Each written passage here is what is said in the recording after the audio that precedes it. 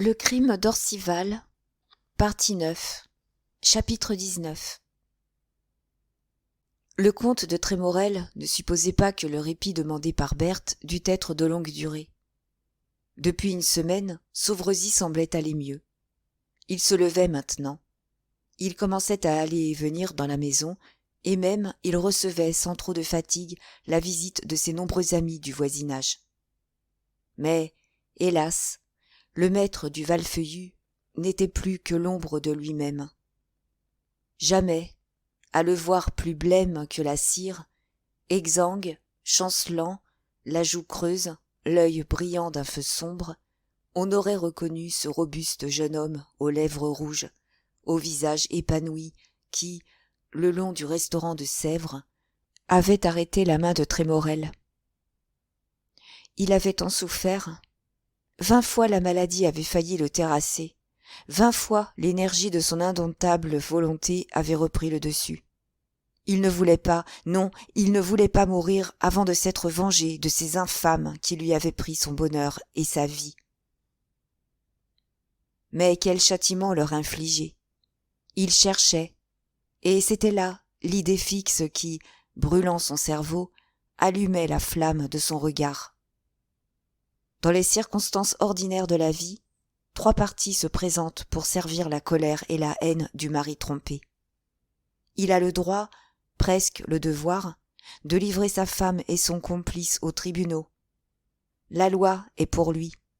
Il peut épier adroitement les coupables, les surprendre et les tuer. Il y a un article du Code qui ne l'absout pas, mais qui l'excuse.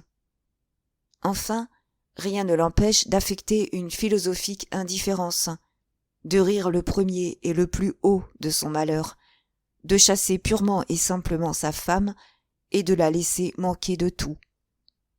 Mais quelle pauvre, quelle misérable vengeance!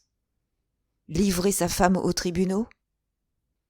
N'est-ce pas, de gaieté de cœur, courir au-devant de l'opprobre, offrir son nom, son honneur, sa vie, à la risée publique? N'est-ce pas se mettre à la merci d'un avocat qui vous traîne dans la boue?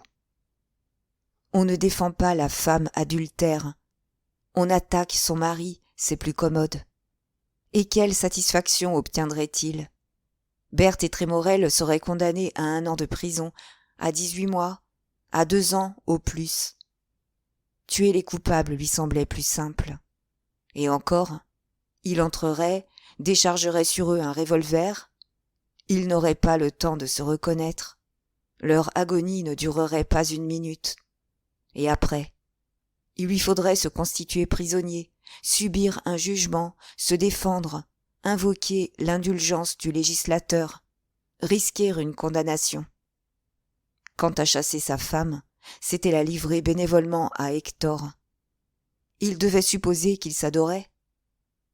Et il les voyait quittant le Valfeuillu la main dans la main, heureux, riant, se moquant de lui, pauvre niais. À cette pensée, il était pris d'accès de rage froide, tant il est vrai que les pointes aiguës de l'amour-propre ajoutent une douleur aux plus douloureuses blessures. Aucune de ces vengeances vulgaires ne pouvait le satisfaire. Il voulait quelque chose d'inouï, de bizarre, d'excessif, comme l'offense, comme ses tortures. Et il se reprenait à songer à toutes les histoires sinistres qu'il avait lues, cherchant un supplice applicable aux circonstances présentes. Il avait le droit d'être difficile. Il était déterminé à attendre et, d'avance, il avait fait le sacrifice de sa vie. Une seule chose pouvait renverser ses projets. La lettre arrachée à Jenny Fancy. Qu'était-elle devenue? L'avait-il donc perdue dans les bois de Mauprévoir? Il l'avait cherchée partout et ne l'avait pas retrouvée. Il s'accoutumait, d'ailleurs, à feindre, trouvant comme une jouissance cruelle dans la contrainte qu'il s'imposait. Il avait su se composer une contenance qui ne laissait rien deviner des pensées qui le hantaient. C'est sans frisonnement apparent qu'il subissait les flétrissantes caresses de cette femme jadis tant aimée. Jamais il n'avait tendu à son ami Hector une main plus largement ouverte. Le soir, lorsqu'ils se trouvaient tous trois réunis sous la lampe, il prenait sur lui d'être gai. Il bâtissait 1000 riants châteaux en Espagne, pour plus tard, quand on lui permettrait de sortir, quand il irait tout à fait bien. Le comte de Trémorel se réjouissait. « Voici Clément sur pied pour tout de bon cette fois, » dit-il un soir à Berthe. Elle ne comprenait que trop le sens de cette phrase. « Vous songez donc toujours à mademoiselle Courtois ?» demanda-t-elle. « Ne m'avez-vous pas permis d'espérer ?»« Je vous ai prié d'attendre, Hector, et vous avez bien fait de ne pas vous hâter. Je sais une femme qui vous apporterait non pas 1, mais 3 millions de dot. » Il fut péniblement surpris. En vérité, il ne songeait qu'à Laurence, et voici qu'un nouvel obstacle se dessinait. Et quelle est cette femme ? Elle se pencha à son oreille, et d'une voix frémissante, « Je suis la seule héritière de Clément, dit-elle. Il peut mourir. Je puis être veuve demain. » Hector fut comme pétrifié. « Mais Sauveresis, répondit-il, se porte, Dieu merci, à merveille. » Berthe fixa sur lui ses grands yeux clairs, et, avec un calme effrayant, dit « Qu'en savez-vous » Trémorel ne voulut pas, n'osa pas demander la signification de ces paroles étranges. Il était de ces hommes faibles qui fuient les explications, qui, plutôt que de se mettre en garde lorsqu'il en est temps encore, se laissent niaisement acculer par les circonstances. Êtres mous et veules, qui, avec une lâche préméditation, se bandent les yeux pour ne pas voir le danger qui les menace, et qui, à une situation nette et définie qu'ils n'ont pas le courage d'envisager, préfèrent les langueurs du doute et les transactions de l'incertitude. D'ailleurs, bien que redoutant Berthe et la détestant un peu, il éprouvait, à mesurer ses angoisses, une puérile satisfaction. À voir l'acharnement et la persistance qu'elle déployait pour le défendre, pour le conserver, il concevait de sa valeur et de son mérite une estime plus grande.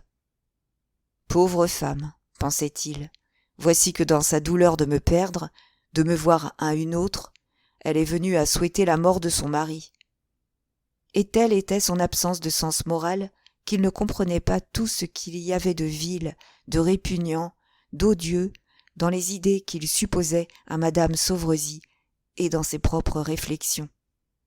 Cependant, les alternatives de mieux et de plus mal de Sauveresis donnaient tort à l'assurance du comte de Trémorel.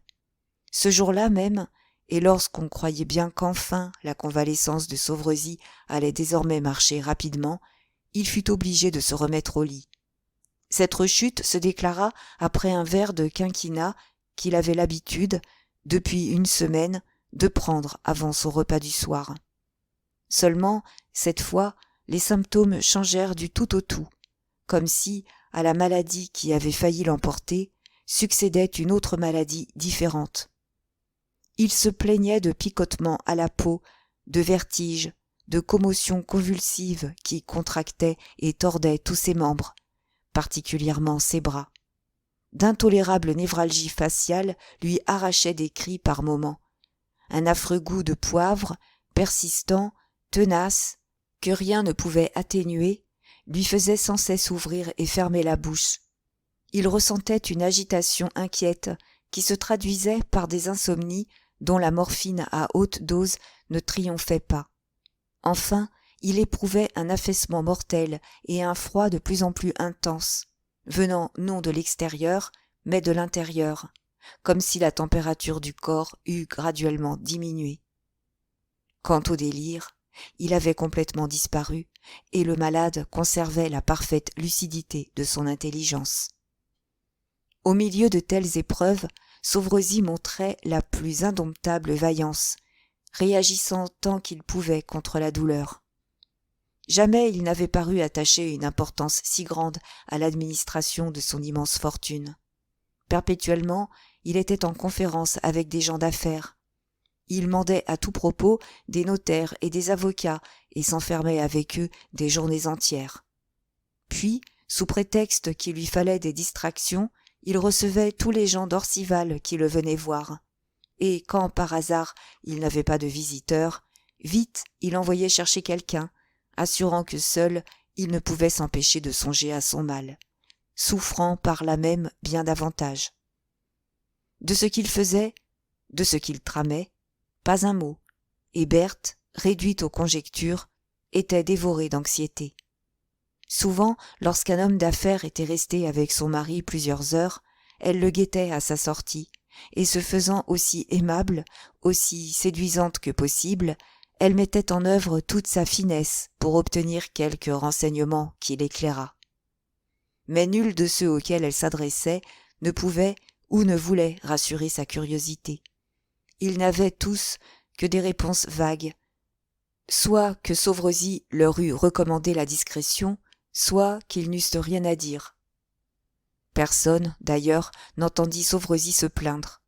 Ses conversations roulaient d'habitude sur Berthe et sur Hector. Il voulait que tout le monde sût bien leur dévouement. Il ne les appelait que ses anges gardiens, bénissant le ciel de lui avoir donné une telle femme et un tel ami. Avec tout cela, si grave était son état que l'optimisme de Trémorel commençait à désespérer. Ses alarmes étaient vives. Quelle situation lui ferait la mort probable de son ami? Berthe, veuve, deviendrait implacable. Elle serait libre de tout oser. Et que n'oserait-elle pas? Il se promit qu'à la première occasion, il s'efforcerait de démêler les sentiments exacts de madame Sauvrezis. Elle vint elle-même au-devant de ses intentions. C'était dans l'après-midi. Le père Planta était près du malade. Ils avaient la certitude de n'être ni écoutés ni interrompus. « Il me faut un conseil, Hector, » commença Berthe, « et seul vous pouvez me le donner. Comment savoir si, dans ces derniers jours, Clément n'a pas changé ses dispositions à mon égard? » « Ses dispositions ? » ?»« Oui, je vous ai dit que par un testament dont j'ai la copie, Sauvrezis me lègue toute sa fortune. Je tremble qu'il ne l'ait révoquée. »« Quelle idée !»« Ah, j'ai des raisons pour craindre. Est-ce que la présence au Val-Feuillu de tous ces gens de loi ne trahit pas quelque machination perfide? Savez-vous que d'un trait de plume, cet homme peut me ruiner? Savez-vous qu'il peut m'enlever ces millions et me réduire aux 50 000 francs de ma dot? »« Mais il ne le fera pas, » répondit-il, cherchant sottement à la rassurer. « Il vous aime. »« Qui vous le garantit ?» interrompit-elle brusquement. « Je vous ai annoncé 3 millions. C'est 3 millions qu'il me faut. Non pour moi, Hector, mais pour vous. Je les veux, je les aurai. Mais comment savoir? Comment savoir? » L'indignation de Trémorel était grande. Voilà donc où l'avaient conduit ses atermoiements, l'étalage de ses convoitises d'argent. Elle se croyait le droit, maintenant, de disposer de lui sans se soucier de sa volonté, l'achetant en quelque sorte. Et ne pouvoir, n'oser rien dire. « Il faut patienter, » conseilla-t-il. « Attendre. »« Attendre quoi ?» reprit-elle avec violence. « Qu'il soit mort ?»« Ne parlez pas ainsi, » fit-il.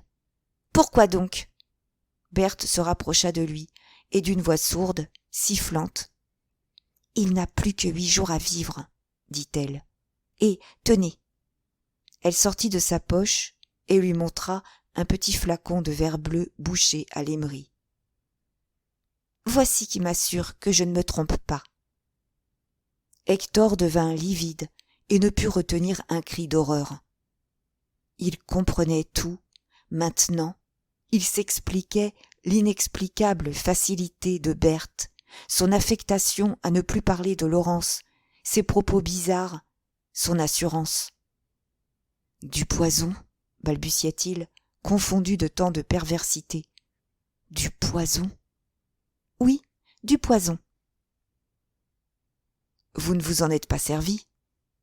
Elle arrêta sur lui son regard insupportable de fixité, ce regard qui brisait sa volonté, sous lequel, d'ordinaire, il se débattait en vain, et d'une voix calme, appuyant sur chaque mot, elle répondit « Je m'en suis servi. » Certes, le comte de Trémorel était un homme dangereux, sans préjugés, sans scrupules, ne reculant devant aucune infamie quand il s'agissait de l'assouvissement de ses passions, capable de tout.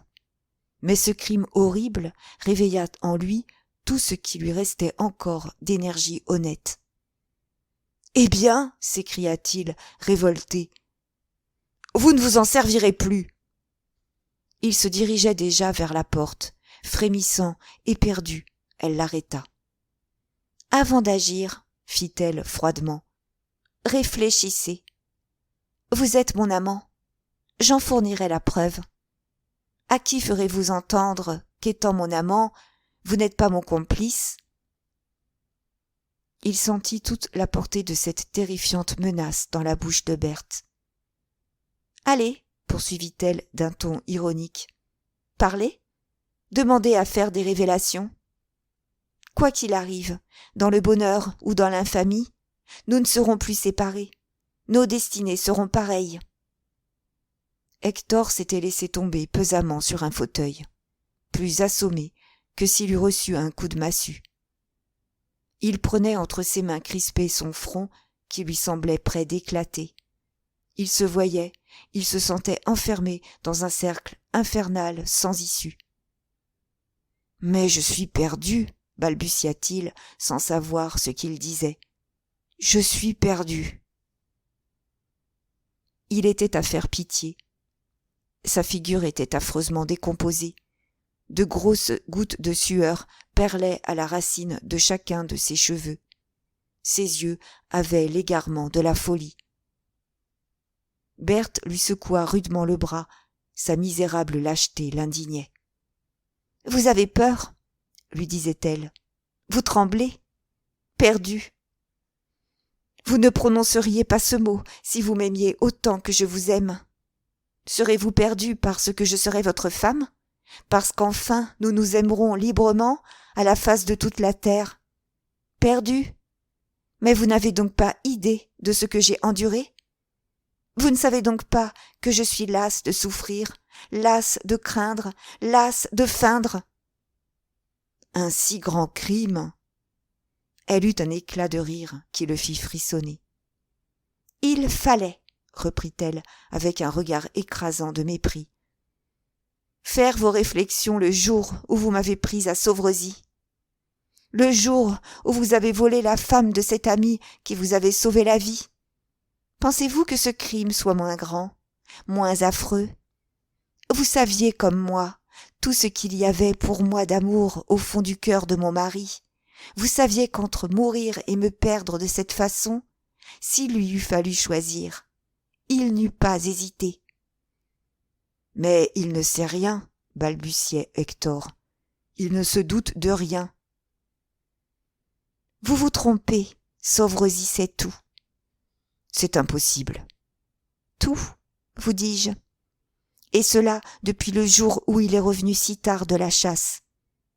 Vous souvient-il qu'observant son regard, je vous ai dit « Hector, mon mari se doute de quelque chose. » Vous avez haussé les épaules. Vous rappelez-vous les pas dans le vestibule ? Le soir où j'étais allée vous rejoindre dans votre chambre, il nous avait épiés. Enfin, voulez-vous une preuve plus forte, plus décisive ? Examinez cette lettre que j'ai retrouvée froissée, mouillée, dans la poche d'un de ses vêtements. En parlant ainsi, elle mettait sous ses yeux la lettre arrachée à Miss Jenny Fancy, et il la reconnaissait bien. « C'est une fatalité, » répétait-il, visiblement accablé, vaincu. « Mais nous pouvons rompre. Berthe, je puis m'éloigner. »« Il est trop tard. Croyez-moi, Hector, c'est notre vie aujourd'hui que nous défendons. Ah, vous ne connaissez pas Clément. » Vous ne vous doutez pas de ce que peut être la fureur d'un homme comme lui lorsqu'il s'aperçoit qu'on s'est odieusement joué de sa confiance, qu'on l'a trahi indignement. S'il ne m'a rien dit, s'il ne nous a rien laissé voir de son implacable ressentiment, c'est qu'il médite quelque affreux projet de vengeance. Tout ce que disait Berthe n'était que trop probable, et Hector le comprenait bien. Que faire ? Demanda-t-il, sans idée, presque sans voix. Que faire ? Savoir quelle disposition il peut avoir prise. Mais comment ? Je l'ignore encore. J'étais venu vous demander conseil, et je vous trouve plus lâche qu'une femme. Laissez-moi donc agir. Ne vous occupez plus de rien, puisque je prends tout sur moi. Il voulut essayer une objection. Assez, dit-elle. Il ne faut pas qu'il puisse nous ruiner. Je verrai, je réfléchirai. On l'appelait en bas. Elle descendit, laissant Hector perdu dans ses mortelles angoisses. Le soir, après bien des heures, pendant que Berthe paraissait heureuse et souriante, sa figure à lui portait si bien la trace de ses poignantes émotions que Sauvrezis lui demanda affectueusement s'il ne se trouvait pas indisposé. « Tu t'épuises à me veiller, mon bon Hector, » disait-il. « Comment reconnaître jamais ton paternel dévouement ?» Trémorel n'avait pas la force de répondre. « Et cet homme-là saurait tout, pensait-il. Quelle force, quel courage, quel sort nous réserve-t-il donc ? Cependant, le spectacle auquel il assistait lui faisait horreur. Toutes les fois que Berthe donnait à boire à son mari, elle retirait de ses cheveux une grande épingle noire, la plongeait dans la bouteille de verre bleu et en détachait ainsi quelques grains blanchâtres qu'elle faisait dissoudre dans les potions ordonnées par le médecin. On devrait supposer que, dominé par des circonstances atroces, harcelé de terreurs croissantes, le comte de Trémorel avait renoncé complètement à la fille de M. Courtois. On se tromperait. Autant et plus que jamais, il songeait à Laurence. Les menaces de Berthe, les obstacles devenus infranchissables, les angoisses, le crime ne faisaient qu'augmenter les violences, non de son amour, mais de sa passion pour elle, et attisaient la flamme de ses convoitises pour sa personne. Une lueur, petite, chétive, tremblante, qui éclairait les ténèbres de son désespoir, le consolait, le ranimait, lui rendait le présent plus facile à supporter. Il se disait que Berthe ne pouvait songer à l'épouser au lendemain de la mort de son mari. Des mois se passeraient, une année, et après il saurait encore gagner du temps. Enfin, un jour, il signifierait ses volontés. Qu'aurait-elle à dire ? Parlerait-elle du crime ? Voudrait-elle le compromettre comme complice ? Qui la croirait ? Comment arriverait-elle à prouver que lui, aimant et épousant une autre femme, avait intérêt à la mort de Sauvrezis ? On ne tue pas un homme, son ami, pour son plaisir. Provoquerait-elle une exhumation ? Elle se trouvait actuellement, supposait-il, dans une de ces crises qui ne souffrent ni le libre arbitre, ni l'exercice de la raison. Plus tard, elle réfléchirait, et alors elle serait arrêtée par la seule probabilité de danger dont la certitude, en ce moment, ne l'effrayait aucunement. Il ne voulait d'elle pour femme à aucun prix, jamais. Il l'eût détestée riche à millions. Il la haïssait pauvre, ruinée, réduite à ses propres moyens. Et elle pouvait être ruinée, elle devait l'être, si on admettait que Sauvrezis fût instruit de tout. Attendre ne l'inquiétait pas. Il se savait assez aimé de Laurence pour être sûr qu'elle l'attendrait 1 an, 3 ans s'il le fallait. Déjà, il exerçait sur elle un empire d'autant plus absolu qu'elle ne cherchait ni à combattre, ni à repousser cette pensée d'Hector qui doucement l'envahissait, pénétrait tout son être, remplissait son cœur et son intelligence. Hector, en y appliquant tout l'effort de sa réflexion, se disait que peut-être, dans l'intérêt de sa passion, autant valait que Berthe agît comme elle le faisait. Il s'efforçait de dompter les révoltes de sa conscience, en se prouvant qu'en somme, il n'était pas coupable. De qui venait l'idée? D'elle. Qui l'exécutait? Elle seule.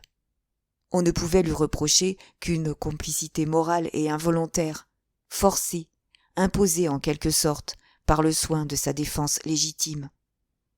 Parfois, pourtant, d'amères répugnances lui montaient à la gorge. Il eût compris un meurtre soudain, violent, rapide. Il se fût expliqué le coup de couteau ou le coup de poignard. Mais cette mort lente, versée goutte à goutte, édulcorée de tendresse, voilée sous des baisers, lui paraissait particulièrement hideuse. Il avait peur et horreur de Berthe, comme d'un reptile, comme d'un monstre. Si parfois il se trouvait seul et qu'elle l'embrassât, il frissonnait de la tête aux pieds. Elle était si calme, si avenante, si naturelle. Sa voix avait si bien les mêmes inflexions molles et caressantes qu'il n'en revenait pas. C'était sans s'interrompre de causer qu'elle glissait son épingle à cheveux dans le flacon bleu. Et il ne surprenait en elle, lui qui l'étudiait, ni un tressaillement, ni un frémissement, ni même un battement de paupières. Il fallait qu'elle fût de bronze. Cependant, il trouvait qu'elle ne prenait pas assez de précautions. Elle pouvait être découverte, surprise. Il lui dit ses frayeurs et combien elle le faisait frémir à tout moment. « Ayez donc confiance en moi, répondit-elle. Je veux réussir. Je suis prudente. » « On peut avoir des soupçons. »« Qui ? » ?»« Et, le sais-je, tout le monde, les domestiques, le médecin. » « Il n'y a nul danger. Et quand même. On chercherait, Berthe, y songez-vous. On descendrait aux plus minutieuses investigations. » Elle eut un sourire où éclatait la plus magnifique certitude. « On peut chercher, reprit-elle, examiner, expérimenter. On ne retrouvera rien. Vous imagineriez-vous que j'emploie niaisement l'arsenic ? De grâce, taisez-vous. J'ai su me procurer un de ces poisons inconnus encore, qui défient toutes les analyses. Un de ces poisons dont bien des médecins, à cette heure, et je parle des vrais, des savants, ne sauraient seulement pas dire les symptômes. Mais où avez-vous pris ? Il s'arrêta net devant ce mot « poison ». Il n'osait le prononcer. « Qui vous a donné cela ?» reprit-il. « Que vous importe ? J'ai su prendre de telles précautions que celui qui me l'a donné court les mêmes dangers que moi, et il le sait. Donc, rien à craindre de ce côté. Je l'ai payé assez cher pour qu'il n'ait jamais l'ombre d'un regret. » Une objection abominable lui vint sur les lèvres. Il avait envie de dire « C'est bien lent ». Il n'eut pas ce courage, mais elle lut sa pensée dans ses yeux. « C'est bien lent parce que cela me convient ainsi, » dit-elle. « Avant tout, il faut que je sache à quoi m'en tenir au sujet du testament, et j'y travaille. » Elle ne s'occupait que de cela, en effet, et pendant les longues heures qu'elle passait près du lit de Sauvrezis, peu à peu, avec des nuances insaisissables à force de délicatesse, avec les plus infinies précautions, elle amenait la pensée défiante du malade à ses dispositions dernières. Si bien que lui-même, il aborda ce sujet d'un si poignant intérêt pour Berthe. Il ne comprenait pas, disait-il, qu'on n'eût pas toujours ses affaires en ordre et ses volontés suprêmes écrites en cas de malheur. Qu'importe qu'on soit bien portant ou malade.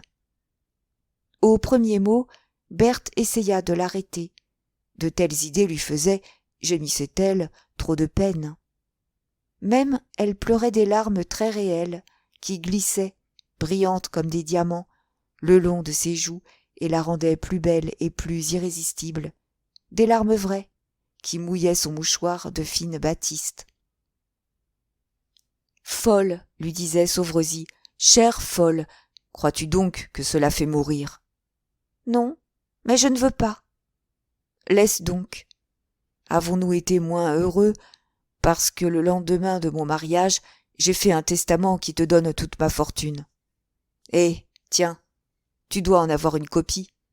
Si tu étais complaisante, tu irais me la chercher. » Elle devint toute rouge, puis fort pâle. Pourquoi demandait-il cette copie ? Voulait-il la déchirer ? Une rapide réflexion la rassura.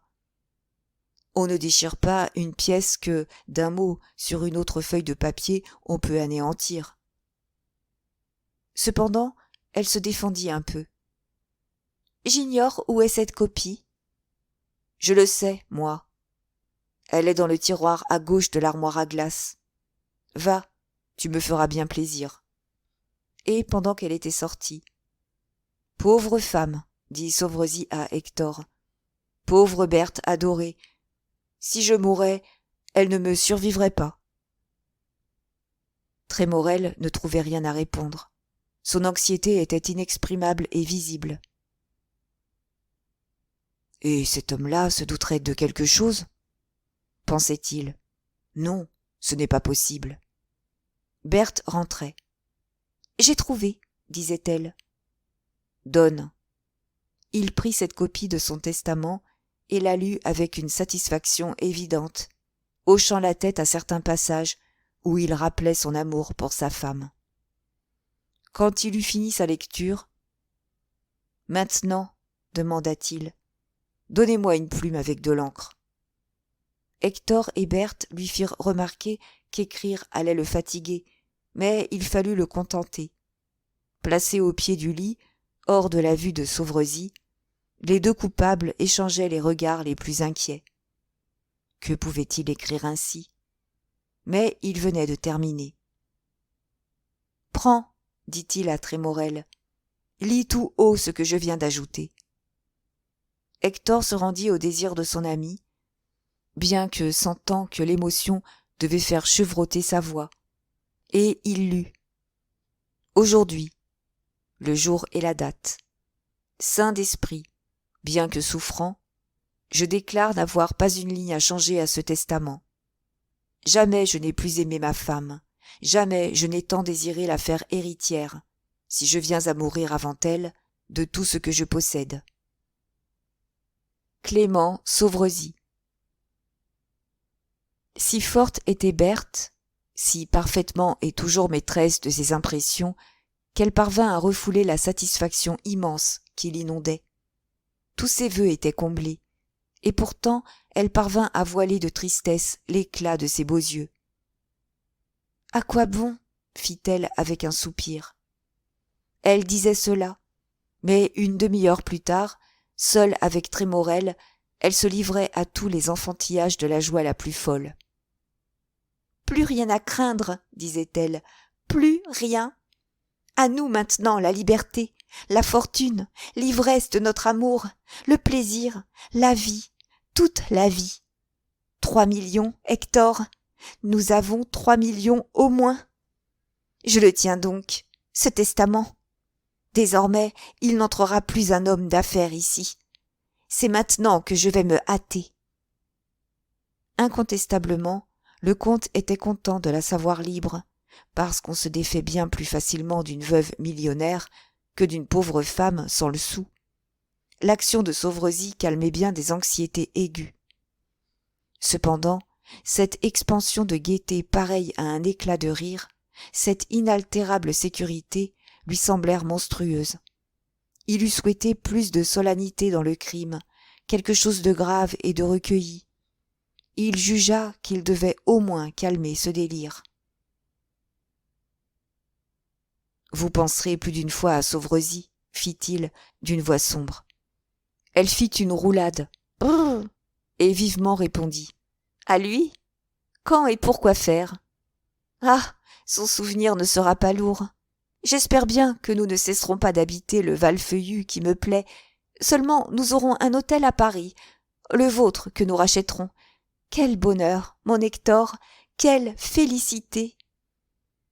La seule perspective de ce bonheur entrevu l'épouvantait au point de lui inspirer un bon mouvement. Il espéra toucher Berthe. Une dernière fois, je vous en conjure, lui dit-il, renoncez à ce terrible, à ce dangereux projet. Vous voyez bien que vous vous abusiez, que Sauverozzi ne se doute de rien, qu'il vous aime toujours.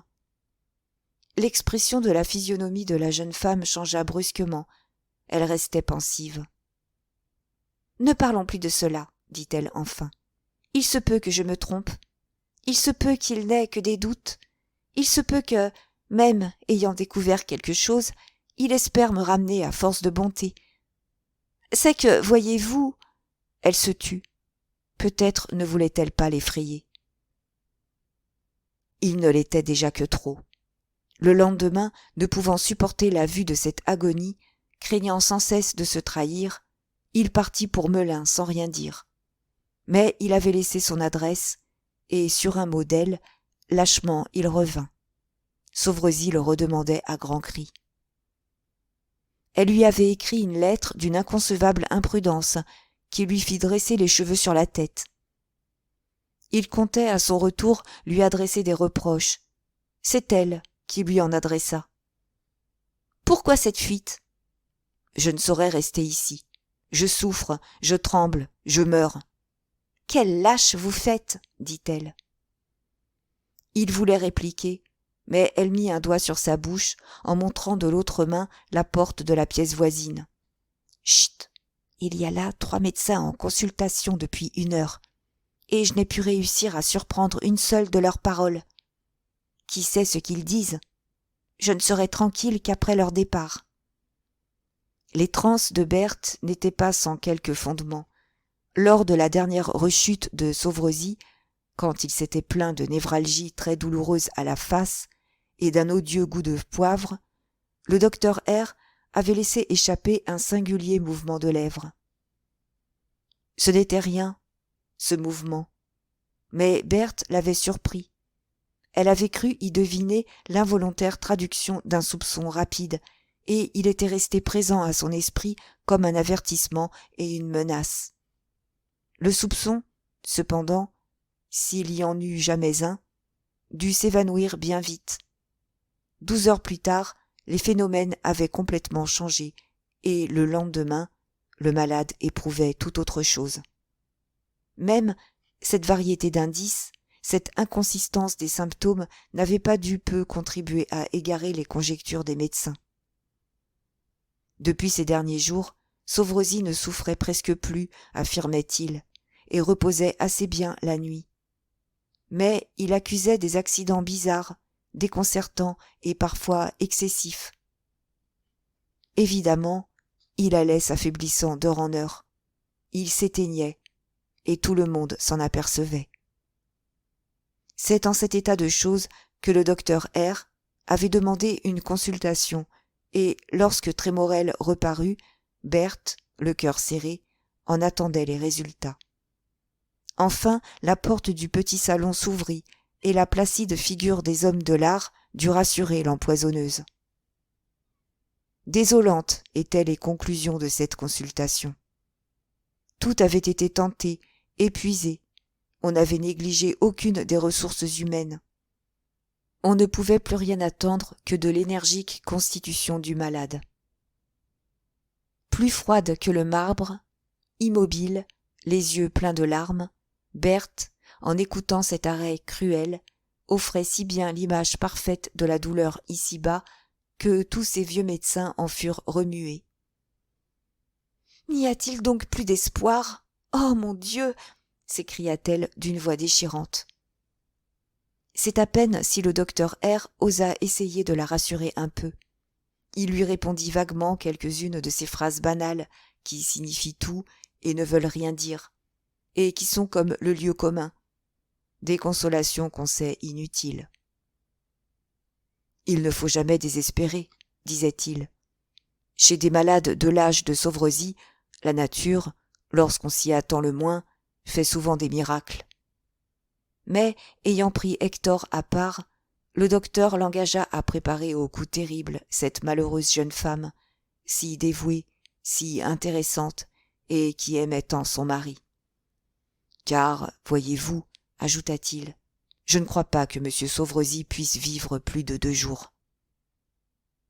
L'oreille au guet, Berthe avait surpris le fatal ultimatum de la faculté, et Trémorel, en revenant de conduire les médecins consultants, la trouva rayonnante. Elle lui sauta au cou.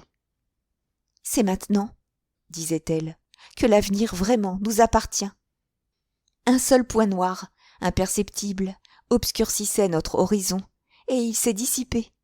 À moi de réaliser la prédiction du docteur R. » Ils dînèrent tous deux comme d'ordinaire, dans la salle à manger, pendant qu'une des femmes de chambre restait près du malade. Berthe était d'une gaieté expansive qu'elle avait peine à dissimuler. La certitude du succès et de l'impunité, l'assurance de toucher au but, la faisaient se départir de sa dissimulation si habile. Malgré la présence des domestiques, elle parlait vivement à mots couverts de sa délivrance prochaine. Ce mot, délivrance, fut prononcé. Elle fut, ce soir-là, l'imprudence même. Un doute, chez un seul des domestiques, moins que cela, une mauvaise disposition, et elle pouvait être compromise, perdue. À tout moment, Hector, qui sentait ses cheveux se dresser sur sa tête, lui donnait des coups de pied sous la table, en roulant de gros yeux pour la faire taire. En vain.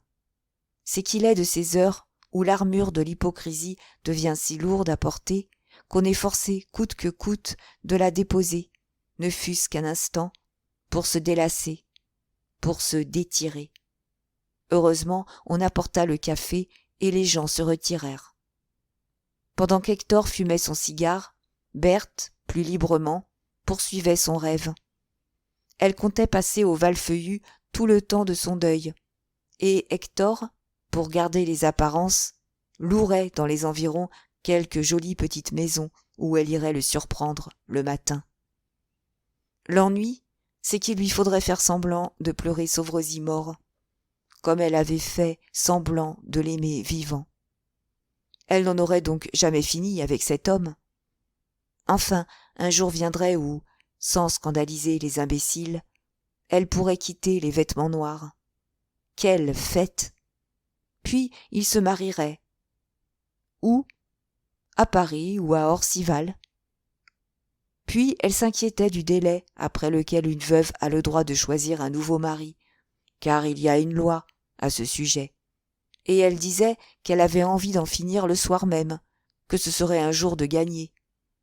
Hector dut lui prouver longuement qu'attendre était indispensable. On courait, à brusquer, des dangers réels. Lui aussi, cependant, il eût voulu voir son ami sous la terre pour en finir avec ses terreurs, pour secouer l'obsession épouvantable de Berthe. Chapitre 20. L'heure s'avançait. Hector et Berthe durent passer dans la chambre de Sauvrezis. Ils dormaient. Ils s'installèrent sans bruit chacun d'un côté du feu, comme tous les soirs. La femme de chambre se retira. Afin que la lumière de la lampe ne gênât pas le malade, on avait disposé les rideaux de la tête du lit de telle façon que, couché, il ne pouvait voir la cheminée. Pour l'apercevoir, il lui fallait se hausser sur ses oreillers et se pencher en s'appuyant sur le bras droit. Mais il dormait, d'un sommeil pénible, fiévreux, agité de frissons convulsifs. Sa respiration pressée et sifflante soulevait la couverture à intervalles réguliers. Berthe et Trémorel n'échangeaient plus une parole. Le silence morne, sinistre, n'était troublé que par le tic-tac de la pendule, ou par le froissement des feuillets du livre que lisait Hector. 10 heures sonnèrent. Peu après, Sauvrezis fit un mouvement. Il se retournait. Il s'éveillait. Légère et attentive comme une épouse dévouée, d'un saut, Berthe fut près du lit. Son mari avait les yeux ouverts. « Te sens-tu un peu mieux, mon bon Clément ?» demanda-t-elle. ni mieux, ni plus mal. Souhaites-tu quelque chose ? J'ai soif. Hector, qui avait levé les yeux aux premières paroles de son ami, se replongea dans sa lecture. Debout devant la cheminée, Berthe préparait avec des soins minutieux la dernière potion prescrite par le docteur R et qui nécessitait certaines précautions. La potion prête, elle sortit de sa poche la fiole de cristal bleu et y trempa, comme tous les soirs, une de ses épingles à cheveux. Elle n'eut pas le temps de la retirer. On la touchait légèrement à l'épaule. Un frisson la secoua jusqu'au talon. Brusquement elle se retourna et poussa un cri terrible, un cri d'épouvante et d'horreur. Oh ! Cette main qui l'avait touchée, c'était celle de son mari. Oui, pendant qu'elle était devant la cheminée, dosant le poison, Sauverezzy, bien doucement, s'était soulevé. Puis, doucement, il avait écarté le rideau, et c'était son bras décharné qui s'allongeait vers elle. C'étaient ses yeux effrayants de haine et de colère qui flamboyaient devant les siens. Au cri de Berthe, un autre cri sourd, un râle plutôt, avait répondu. Trémorel avait tout vu, tout compris. Il était anéanti. Tout est découvert. Ces 3 mots éclataient dans leur intelligence comme des obus. Partout autour d'eux, ils éblouissaient, écrits en lettres de feu. Il y eut un moment d'indicible stupeur, une minute de silence si profond qu'on entendit battre les tempes d'Hector. Sauverezzy était rentré sous ses couvertures. Il riait d'un rire éclatant et lugubre, comme le serait le ricanement d'un squelette dont les mâchoires et les dents s'entrechoqueraient. Mais Berthe n'était pas de ces créatures qu'un seul coup, si terrible qu'il soit, peut abattre. Elle tremblait plus que la feuille, ses jambes fléchissaient, mais déjà sa pensée s'égarait en subterfuges possibles. Qu'avait vu Sauverezzy ? Avait-il même vu quelque chose ? Que savait-il ? Et quand il aurait vu le flacon de verre bleu, ces choses-là s'expliquent. Ce pouvait être, ce devait être, par un simple effet du hasard, que son mari l'avait touché à l'épaule juste au moment du crime. Toutes ces pensées ensemble traversèrent son esprit en une seconde, rapides comme l'éclair, rayant les ténèbres. Et alors, elle osa, elle eut la force d'oser s'approcher du lit, et de dire, avec un sourire affreusement contraint, mais enfin avec un sourire, « Quelle peur tu viens de me faire !» Il la regarda pendant une seconde, qui lui parut durer un siècle, et simplement répondit, « Je le comprends. » Plus d'incertitude possible. Aux yeux de son mari, Berthe ne vit que trop clairement qu'il savait. Mais quoi ? Mais jusqu'où ? Elle parvint à prendre sur elle de continuer. « Souffrirais-tu davantage ? » ?»« Non. »« Alors, pourquoi t'es-tu levé ?»« Pourquoi ?» Il réussit à se hausser sur ses oreillers, et avec une force dont on ne l'eût pas cru capable 1 minute auparavant, il poursuivit.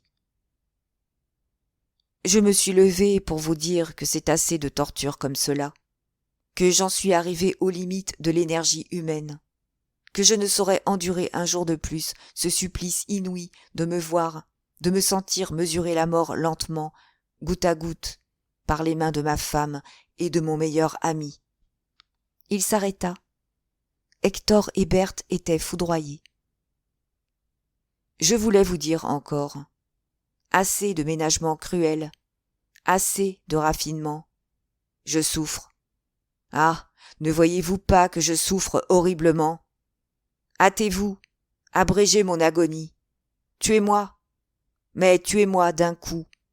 Empoisonneur. » Sur ce dernier mot, empoisonneur, le comte de Trémorel se dressa comme s'il eût été mu par un ressort.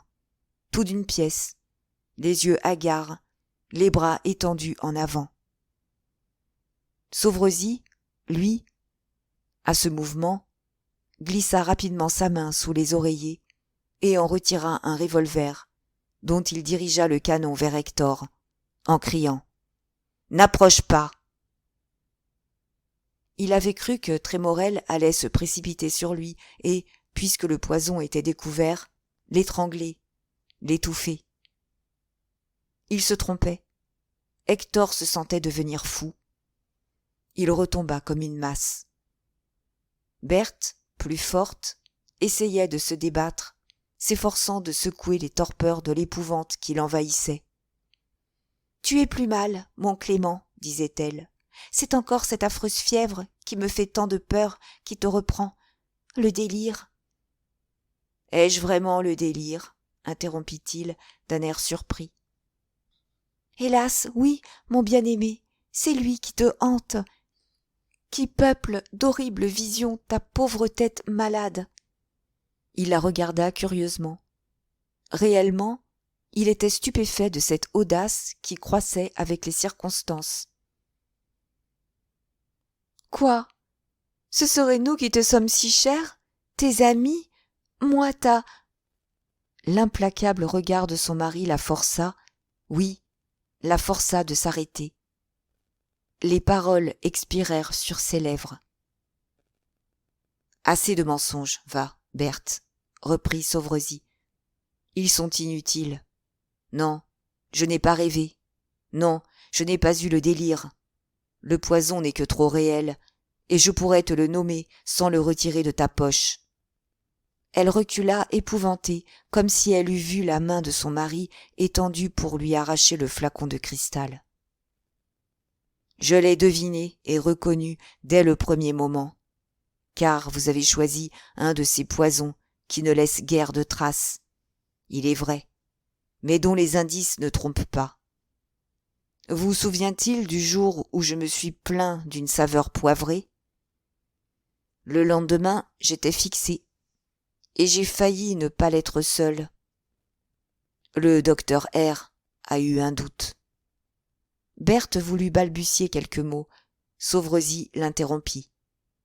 « On s'exerce au poison, poursuivait-il d'un ton d'effrayante ironie, avant de s'en servir. Vous ne connaissez donc pas le vôtre. Vous ne savez donc rien de ses effets. Maladroit. Comment ? Votre poison donne d'intolérables névralgies, des insomnies dont rien ne triomphe. Et vous me regardez sottement, sans surprise, dormir des nuits entières ? Comment ? Je me plains d'un feu intérieur dévorant, pendant que votre poison charrie des glaces dans les veines et dans les entrailles. Et vous ne vous en étonnez pas. Vous voyez disparaître et changer tous les symptômes, et vous n'êtes pas éclairé. Vous êtes donc fou.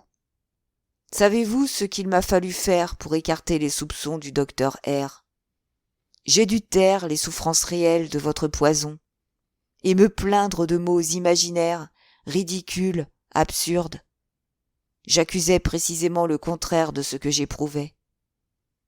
Vous étiez perdu, je vous ai sauvé. » Sous tant de coups redoublés, la criminelle énergie de Berthe chancelait.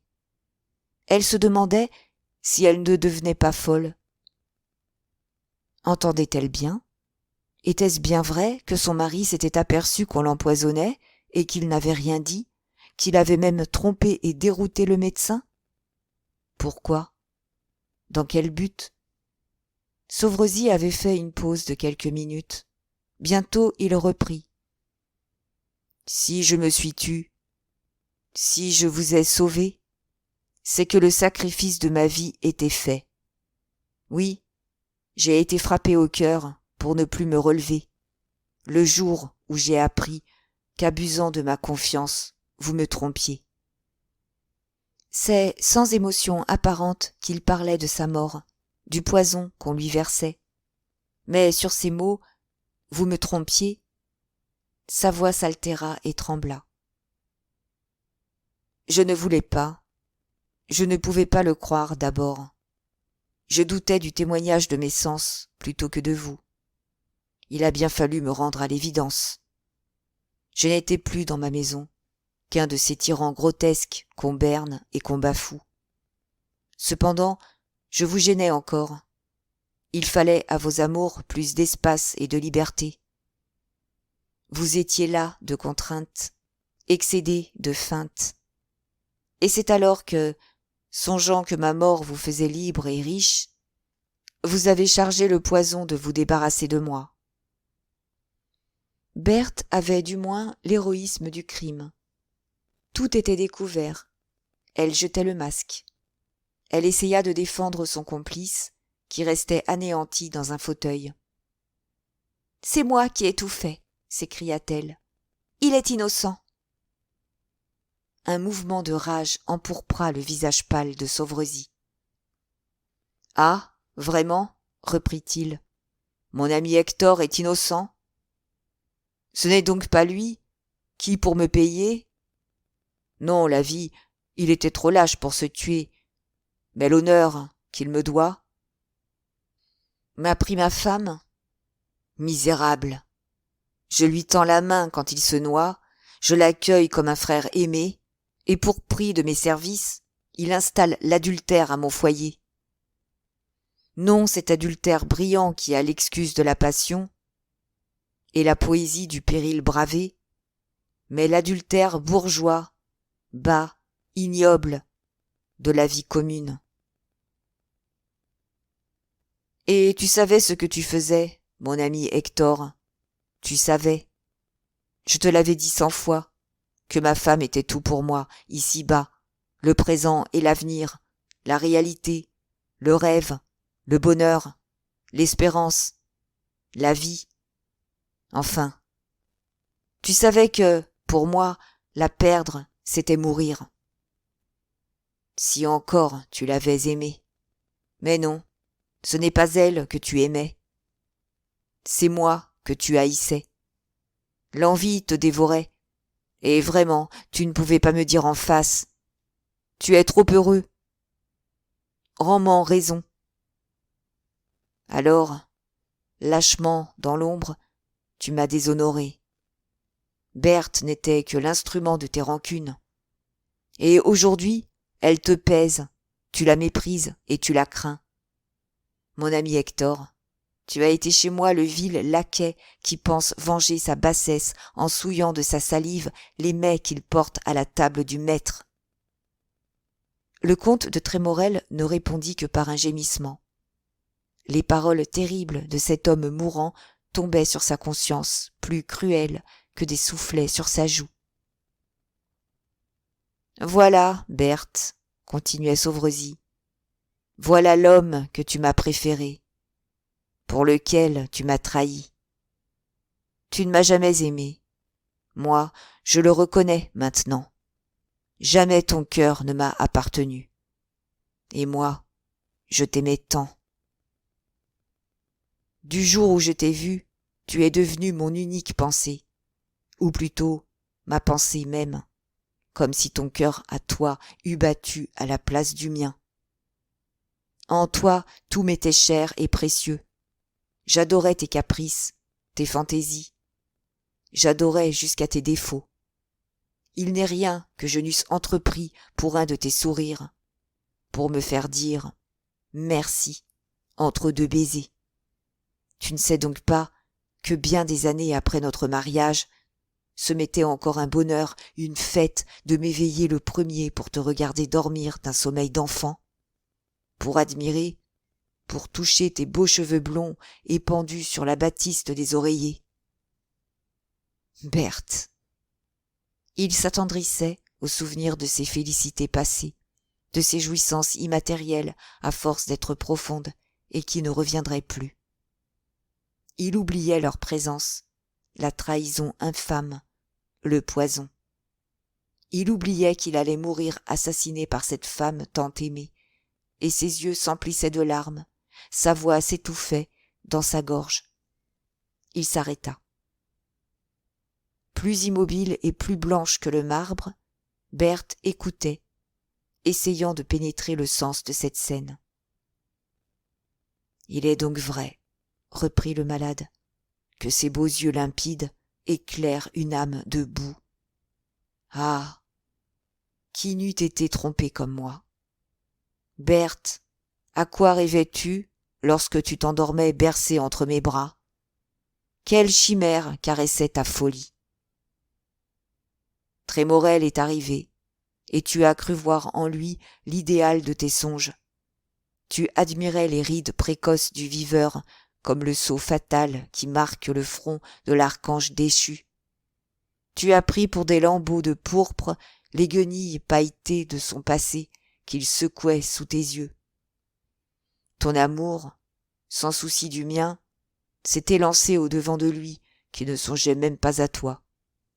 Tu allais au mal comme à ton essence même. Et moi qui croyais ta pensée plus immaculée que la neige des Alpes. En toi, il n'y a même pas eu de lutte. Tu ne t'es pas abandonnée, tu t'es offerte. Nul trouble ne m'a révélé ta première faute. Tu m'apportais sans rougir ton front mal essuyé des baisers de ton amant. La lassitude domptait son énergie. Sa voix peu à peu se voilait et devenait plus faible. Tu as eu ton bonheur entre les mains, Berthe, et tu l'as brisé insoucieusement, comme l'enfant brise le jouet dont il ignore la valeur. Qu'attendais-tu de ce misérable pour lequel tu as eu l'affreux courage de me tuer le baiser aux lèvres? Doucement, lentement, heure par heure. Tu as cru l'aimer, mais le dégoût à la longue doit être venu. Regarde-le et juge-nous. Vois quel est l'homme, de moi étendu sur ce lit où je vais rendre le dernier soupir dans quelques heures, et de lui qui agonise de peur dans son coin. Du crime, tu as l'énergie, et il n'en a que la bassesse. Ah, si je m'appelais Hector de Trémorel, et qu'un homme eût osé parler comme je viens de le faire, cet homme n'existerait plus, utile pour se défendre 10 revolvers comme celui que je tiens. Ainsi remué du pied dans la boue, Hector essaya de se lever, de répondre. Ses jambes ne le portaient plus, sa gorge ne rendait que des sons rauques et inarticulés. Et Berthe, en effet, examinant ces 2 hommes, reconnaissait avec rage son erreur. Son mari, en ce moment, lui apparaissait sublime. Ses yeux avaient des profondeurs inouïes, son front rayonnait, tandis que l'autre, à le considérer seulement, elle se sentait prise de nausée. Ainsi, toutes ces chimères décevantes après lesquelles elle avait couru, amour, passion, poésie, elle les avait eues entre les mains, elle les avait tenues, et elle n'avait pas su s'en apercevoir. Mais où en voulait venir Sauvrezis? Quelle idée poursuivait-il? Il continuait péniblement. Ainsi donc, voici notre situation. Vous m'avez tué, vous allez être libre, mais vous vous haïssez, vous vous méprisez. Il dut s'interrompre, il étouffait. Il essaya de se hausser sur ses oreillers, de s'asseoir sur son lit. Il était trop faible. Alors, il s'adressa à sa femme. « Berthe, dit-il, aide-moi à me soulever. » Elle se pencha sur le lit, s'appuyant au dossier et prenant son mari sous les bras, elle parvint à le placer comme il le désirait. Dans cette nouvelle position, il parut plus à l'aise, et à 2 ou 3 reprises, il respira longuement. « Maintenant, fit-il, je voudrais boire. Le médecin m'a permis un peu de vin vieux, si fantaisie m'en prenait. Donne-moi 3 doigts de vin vieux. » Elle se hâta de lui en apporter un verre. Il le vida et le lui rendit. Et il n'y avait pas de poison dedans ? Demanda-t-il. Cette question effrayante, le sourire qui l'accompagnait, brisèrent l'endurcissement de Berthe. Depuis un moment, avec son dégoût pour Trémorel, les remords en elle s'étaient éveillés, et déjà elle se faisait horreur. « Du poison ?» répondit-elle avec violence. « Jamais !»« Il va pourtant falloir m'en donner tout à l'heure, pour m'aider à mourir. »« Toi, mourir, Clément ? Non, je veux que tu vives, pour que je puisse racheter le passé.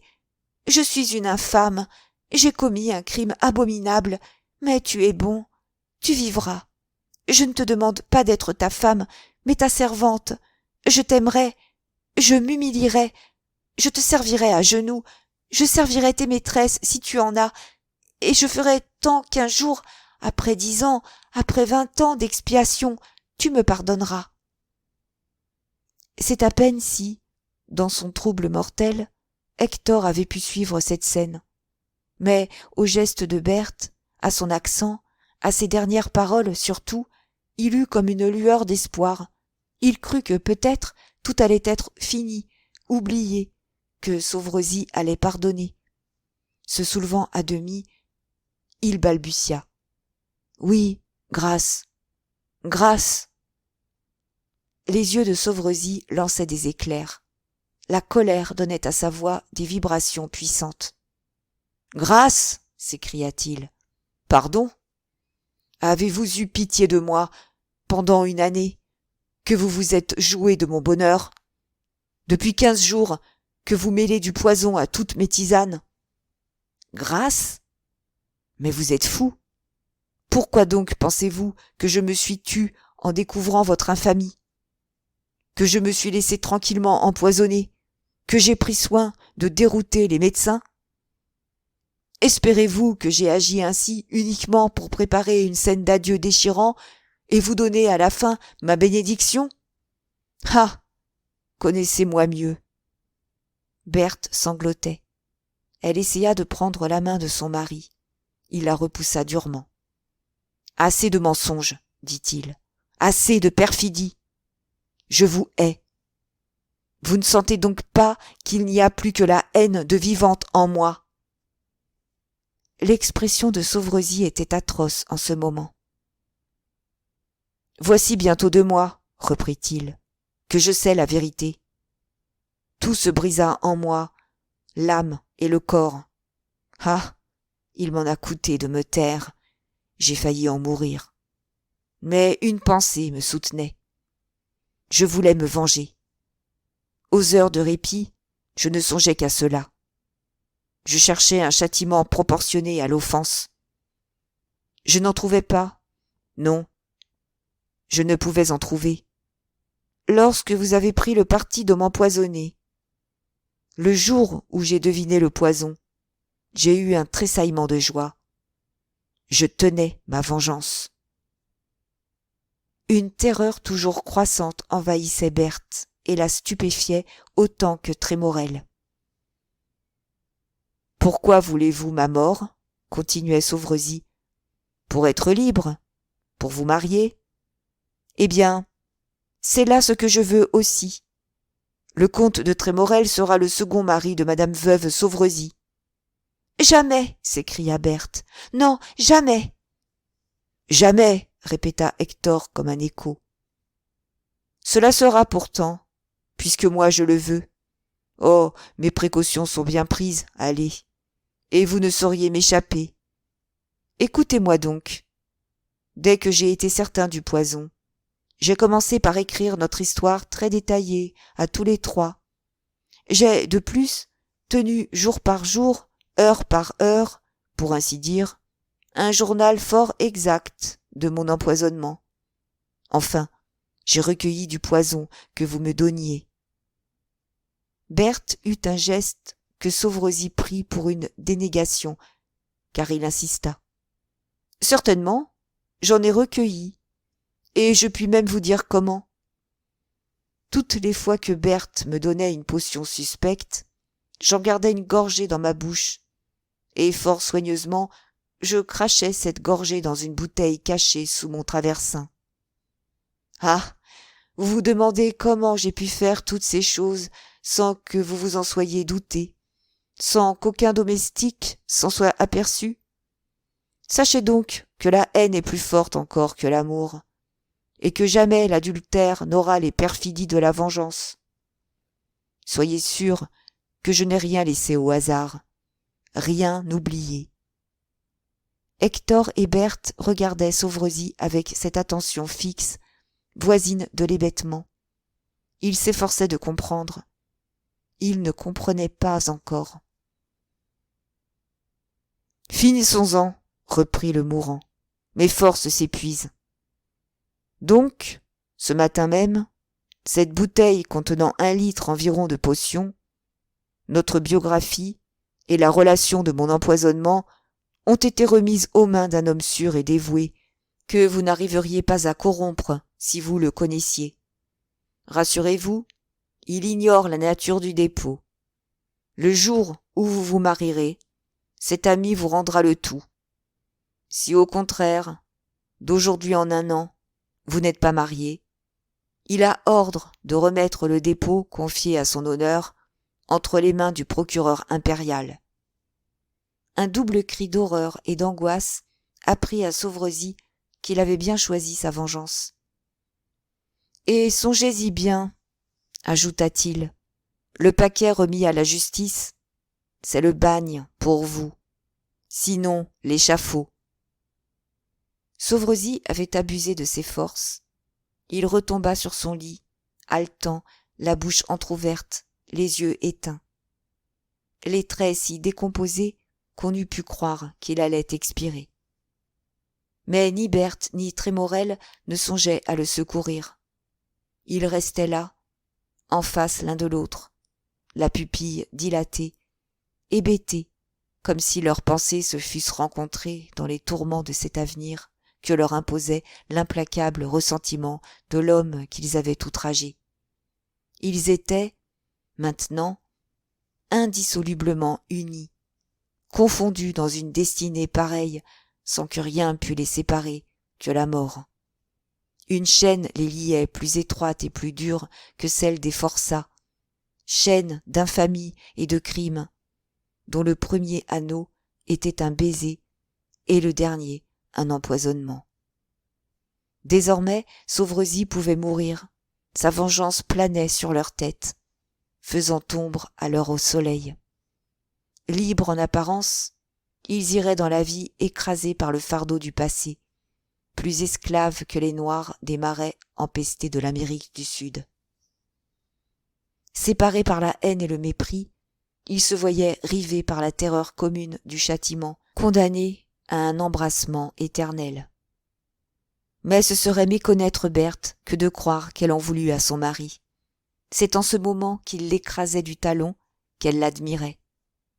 Agonisant, si faible qu'un enfant eût eu raison aisément de son dernier souffle, il prenait pour elle des proportions supra-humaines.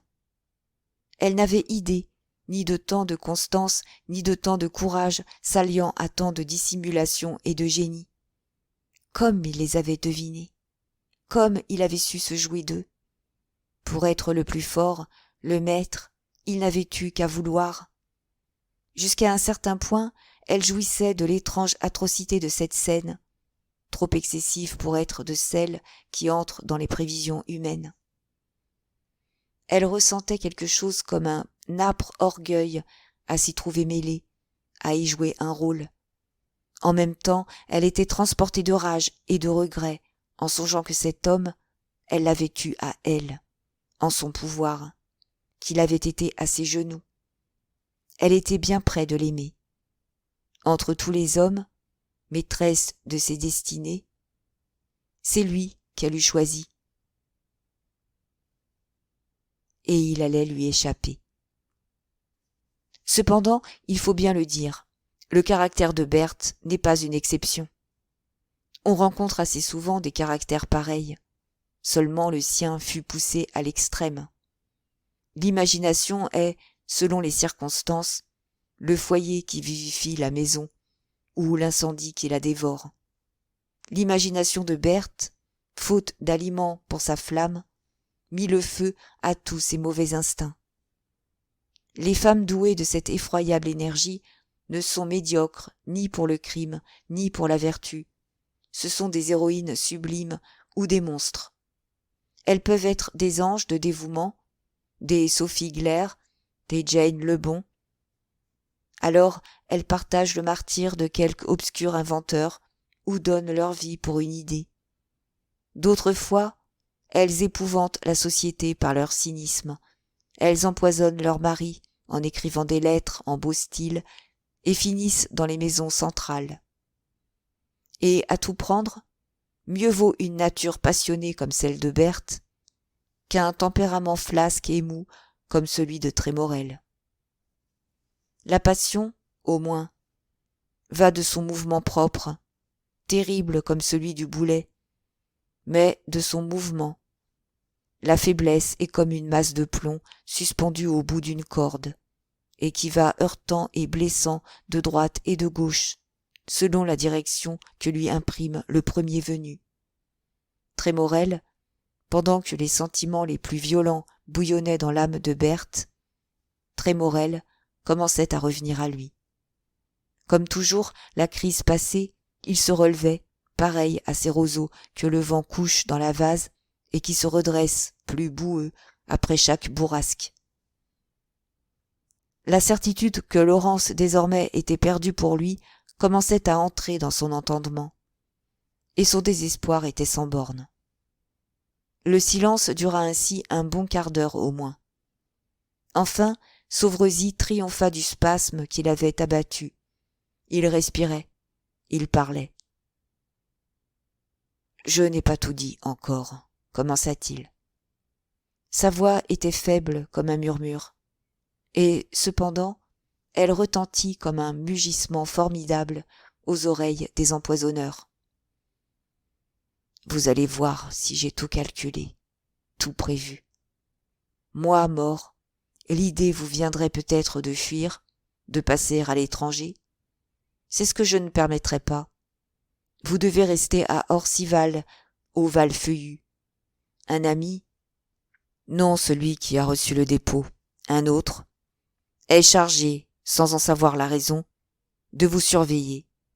Si l'un de vous, retenez bien mes paroles, disparaissait 8 jours, le 9e homme du dépôt recevrait une lettre qui le déterminerait à aller prévenir immédiatement le procureur impérial. Oui, il avait tout prévu. Et Trémorel, à qui cette idée de fuite était venue déjà, fut accablé. Je me suis arrangé d'ailleurs, continuait Sauvrezy, pour que cette tentation de fuite ne vous soit pas trop forte. Je laisse, il est vrai, toute ma fortune à Berthe, mais je la lui laisse en usufruit seulement. La nue propriété ne lui appartiendra que le lendemain de votre mariage. Berthe eut un geste de répugnance que son mari interpréta mal. Il crut qu'elle pensait à cette copie à laquelle il avait ajouté quelques lignes. « Tu songes à la copie du testament que tu as entre les mains, » lui dit-il. « C'est une copie inutile, et si j'y ai ajouté quelques mots sans valeur, c'est que je redoutais vos convoitises et qu'il me fallait endormir vos défiances. Mon testament, le vrai, » et il insista sur ces mots. « Vrai, celui qui est déposé chez le notaire d'Orcival et qui vous sera communiqué, porte une date postérieure de 2 jours. Je puis vous donner lecture du brouillon. » Il tira d'un portefeuille, caché comme le revolver sous son chevet, une feuille de papier, et lut. « Atteint d'une maladie qui ne pardonne pas, et que je sais être incurable, j'exprime ici, librement et dans la plénitude de mes facultés, mes volontés dernières. Mon vœu le plus cher est que ma bien-aimée veuve, Berthe, épouse, aussitôt que les délais légaux seront expirés, mon cher ami le comte Hector de Trémorel. Ayant été à même d'apprécier la grandeur d'âme et la noblesse de sentiment de ma femme et de mon ami, Je sais qu'ils sont dignes l'un de l'autre, et que, l'un par l'autre, ils seront heureux. Je meurs plus tranquille, sachant que je laisse à ma Berthe un protecteur dont j'ai éprouvé. Il fut impossible à Berthe d'en entendre davantage. « Grâce !» s'écria-t-elle. « Assez !»« Assez. Soit, » répondit Sauvrezis. « Je vous ai lu ce brouillon pour vous montrer que si, d'un côté, j'ai tout disposé pour assurer l'exécution de mes volontés, de l'autre, j'ai tout fait pour vous conserver la considération du monde. Oui, je veux que vous soyez estimé et honoré. C'est sur vous seul que je compte pour ma vengeance. J'ai noué autour de vous un réseau que vous ne sauriez briser. Vous triomphez. La pierre de ma tombe sera bien comme vous l'espériez. L'autel de vos fiançailles. Sinon, le bagne. » Sous tant d'humiliations, sous tant de coups de fouet, le cinglant en plein visage, la fierté de Trémorel se révolta à la fin. « Tu n'as oublié qu'une chose, ami Sauvrezis, s'écria-t-il. On peut mourir. »« Pardon, » reprit froidement le malade. « J'ai prévu le cas, et j'allais vous en avertir. Si l'un de vous mourait brusquement avant le mariage, le procureur impérial serait prévenu. Tu te méprends. J'ai voulu dire, on peut se tuer. » Sauvrezis toisa Hector d'un regard outrageant. « Toi, te tuer ?» fit-il. « Allons donc. Jenny Fancy, qui te méprise presque autant que moi, m'a éclairé sur la portée de tes menaces de suicide. Te tuer. Tiens, voici mon revolver. Brûle-toi la cervelle, et je pardonne à ma femme. » Hector eut un geste de rage, mais il ne prit pas l'arme que lui tendait son ami. « Tu vois bien, » insista Sauvrezis. « Je le savais bien. Tu as peur. » Et, s'adressant à Berthe, « Voilà ton amant, » dit-il. Les situations excessives ont ceci de bizarre que les acteurs y restent naturels dans l'exception. Ainsi, Berthe, Hector et Sauvrezis acceptaient, sans s'en rendre compte, les conditions anormales dans lesquelles ils se trouvaient placés, et ils parlaient presque simplement, comme s'il se fût agi de choses de la vie ordinaire et non de faits monstrueux. Mais les heures volaient, et Sauvrezis sentait la vie se retirer de lui. « Il ne reste qu'un acte à jouer, » fit-il. « Hector, va appeler les domestiques, qu'on fasse lever ceux qui sont couchés. Je veux les voir avant de mourir. » Trémorel hésitait. « Va donc. Veux-tu que je sonne? Veux-tu que je tire un coup de pistolet pour attirer ici toute la maison ?» Hector sortit. Berthe était seule avec son mari. Seule. Elle eut l'espoir que peut-être elle parviendrait à le faire revenir sur ses résolutions, qu'elle obtiendrait son pardon. Elle se rappelait le temps où elle était toute puissante, le temps où son regard fondait les résolutions de cet homme qui l'adorait. Elle s'agenouilla devant le lit. Jamais elle n'avait été si belle, si séduisante, si irrésistible. Les poignantes émotions de la soirée avaient fait monter toute son âme à son front. Ses beaux yeux, noyés de larmes, suppliaient. Sa gorge haletait, sa bouche s'entr'ouvrait comme pour des baisers. Cette passion pour Sauvrezis, née dans la fièvre, éclatait en délire. « Clément !» balbutiait-elle, d'une voix pleine de caresses, énervante, lascive. « Mon mari, Clément !» Il abaissa sur elle un regard de haine. « Que veux-tu ?» Elle ne savait comment commencer. Elle hésitait, elle tremblait, elle se troublait. Elle aimait. « Hector ne saurait pas mourir, » fit-elle.